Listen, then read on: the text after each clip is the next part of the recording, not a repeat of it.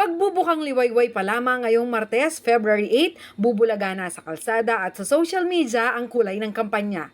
Namamayagpag ang kulay na nagtatampok sa mga kandidato sa nasyonal na posisyon gaya ng pink-green ng tambalang Leni Robredo at Kiko Pangilinan, red-green kay Bongbong Marcos at Sara Duterte, white-blue sa kampo ni Mayor Isko Moreno at Dr. Willie Ong, red and blue kay Senator Ping Lacson at Senator Tito Soto, Philippine color naman ang itinatampok ni Senator Manny Pacquiao at Representative Lito Atienza, at ang purong pula kina Calio de Guzman at Walden Bello. Sa bawat sulok ng bansa, kani-kaniyang paandar ang mga supporters ng bawat kandidato upang ipakita ang kanilang puwersa. Ang mga presidentiables kasama ang kanilang katandem at line-up pumili na rin ng lugar kung saan gagawin ang kanilang proclamation rally. Si presidential aspirant Leni Robredo piniling gawin ang opening salvo sa Plaza Quezon sa Naga City na kanyang hometown. Magsisimula ang grand rally ng 5:30 p.m.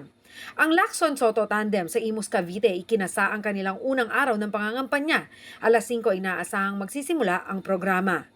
Ngayong alas 3 naman, magpapakita ng puwersa ang tambalang Pacquiao at Atienza sa General Santos City.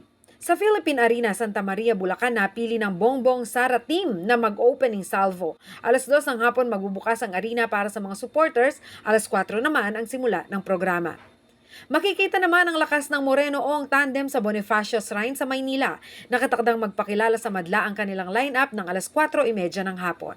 At ang de Guzman Bello ay magpapamalas ng puwersa sa bantayog ng mga bayani sa Quezon City sa ganap na alas 6 ng hapon. Bawat kandidato ay magkakaroon ng live stream sa isasagawang proclamation rally. Diyan Lumbang Parungaw, CLTV News.